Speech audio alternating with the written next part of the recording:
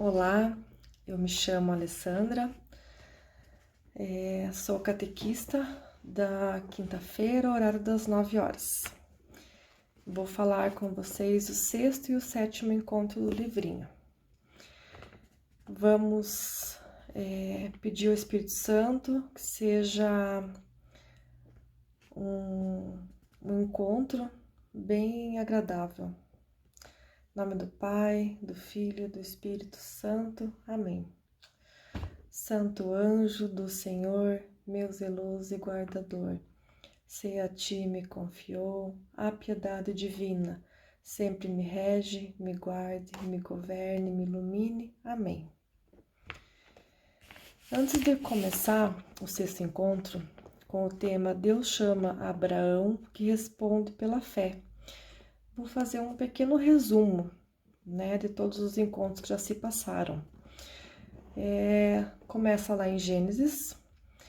A primeira parte, Deus criou todas as coisas, flores, mar, natureza, o jardim do Éden.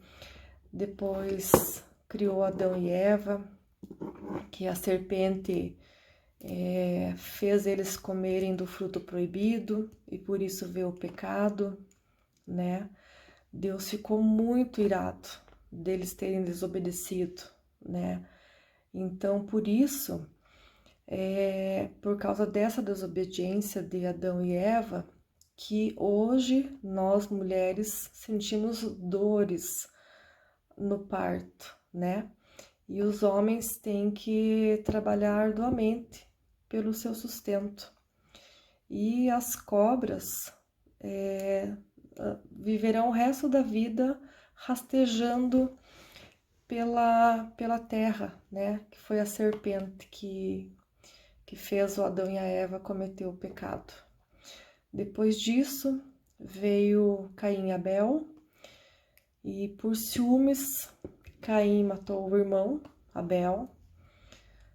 Tudo consequência por Adão e Eva terem desobedecido uma ordem de Deus.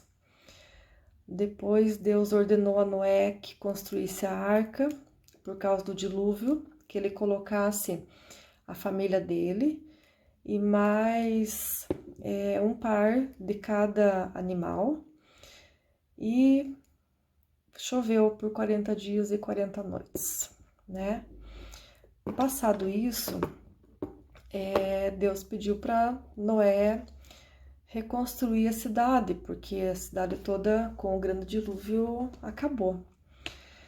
E daí eles começaram a falavam uma língua só, não existia várias línguas, Era uma língua única, universal.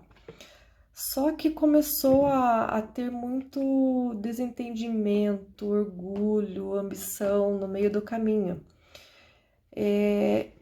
Eles começaram a ter dificuldade, então eles estavam se achando superiores a Deus e resolveram construir a Torre de Babel para chegar lá no céu. Olha a ideia deles. E foram construindo tijolo por tijolo. De repente, Deus desceu e ficou furioso, De onde já se viu? E por causa dessa fúria de Deus, Deus os confundiu com ele deu várias línguas, por isso que Babel significa confusão, Então daí Deus criou, que hoje todos sabemos, tem o inglês, o japonês, o russo, o português, por causa desse orgulho, dessa ambição, deles falarem uma língua só e acharem que eles eram superiores a Deus. Então era um povo muito orgulhoso. E eles tiveram essa postura que desagradava a Deus, Então, a Torre de Babel significou isso, Uma grande confusão. Aí, vamos falar um pouco sobre Abrão. Abrão era um homem justo e temente a Deus. Um dia, Deus se manifestou a ele e disse: saia da tua terra, do meio dos teus parentes, da tua casa, do teu pai, e vá para a terra que eu vou te mostrar. Então, Deus prometeu a Abrão que ele nasceria um grande povo com uma terra própria. Essa terra deveria ser consagrada ao Senhor. E nos dias de hoje, né, tudo que nós fazemos, nós devemos consagrar a Deus. Tudo.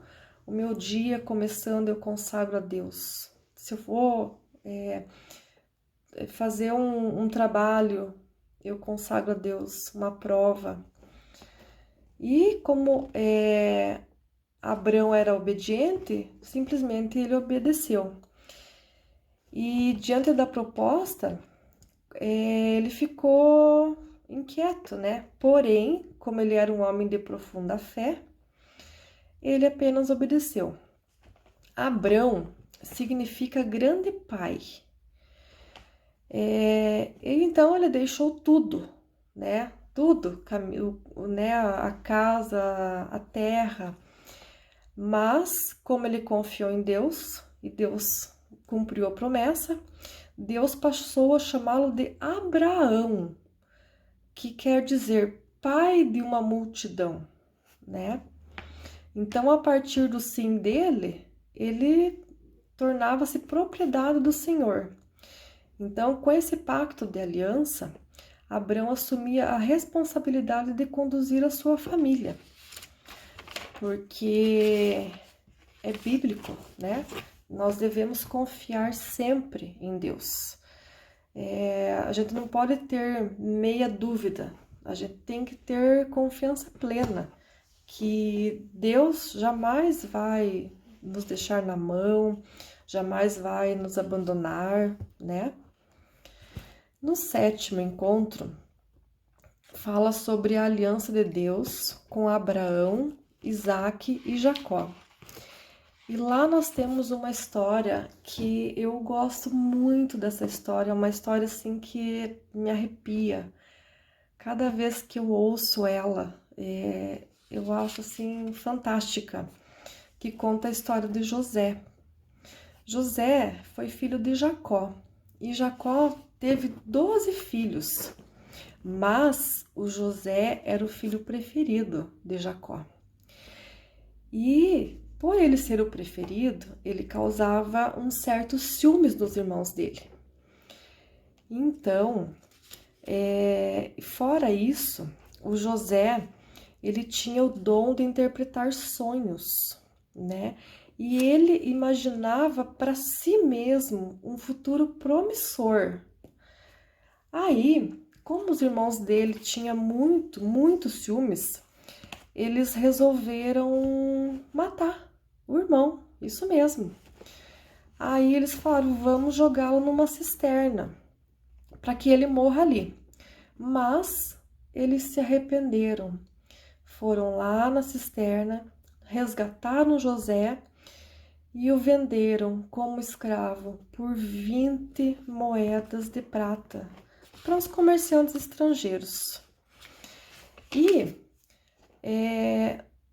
para o pai do José, simplesmente eles arrancaram as vestes do José, passaram por sangue de cordeiro e falaram para o pai do José que ele tinha sido atacado e ele estava morto. Pense que triste. Mas na verdade ele foi vendido. Então, logo depois, José foi parar na prisão. Mas como ele tinha o dom de explicar os sonhos do faraó, ele conquistou a sua liberdade. E ele foi constituído como primeiro-ministro. Ele era excelente administrador. Passando-se o tempo, durante a fome que atingiu lá Canaã, Jacó, que era o pai de José, pediu para que os seus filhos fossem comprar trigo lá no Egito. Então, eles passavam fome, dificuldade. Quando José olhou, ele falou assim, são os meus irmãos, eu preciso dar de comer para eles. Aí ele reconheceu, mas os irmãos não reconheceram ele. Então, o José percebeu que os irmãos tinham melhorado um pouco, mas mesmo assim, ele não negou ajuda aos irmãos e o perdoou. E sabe o que mais? Ele mandou preparar um banquete maravilhoso e chamou os irmãos e pediu para os irmãos trazerem o pai. E preparou aquela mesa farta, né? Então, é uma história assim que me arrepia, me emociona, porque pense um pouquinho, José foi traído, foi massacrado, ele passou por uma prisão, foi humilhado, e daí como ele retribui tudo isso para os irmãos dele? Preparando a melhor comida. E é o que a gente tem que fazer nos dias de hoje. Quando aquela pessoa te ofende, te magoa, aquele coleguinha briga com você na escola, sabe o que você tem que fazer por ele, por esse coleguinha? Tratar da melhor maneira possível, rezando por esse colega, né, que deseja o teu mal. Nós não podemos devolver a maldade. A gente tem que devolver a maldade em forma de amor, porque assim a gente vai mudando as pessoas. Lembre-se, o perdão faz bem para nós, não para quem nos magoou, porque a pessoa que nos magoou, ela nem vai lembrar que você existe, mas você perdoando aquela pessoa, você é algo assim fantástico, inexplicável. Quando você perdoa, né? Você trata bem aquela pessoa que te trata mal. Façam isso e vocês vão ver que Deus se alegra muito com essa atitude. Espero que eu tenha conseguido passar a mensagem para vocês e que vocês, que o Espírito Santo planta uma sementinha da palavra, e toda essa passagem está lá em Gênesis. Vamos finalizar com uma Ave Maria, e que Deus abençoe a todos nós. Ave Maria, cheia de graça, o Senhor é convosco. Bendita sois vós entre as mulheres, e bendito é o fruto do vosso ventre, Jesus. Santa Maria, Mãe de Deus, rogai por nós, pecadores, agora e na hora de nossa morte. Amém. Em nome do Pai, do Filho, do Espírito Santo. Amém.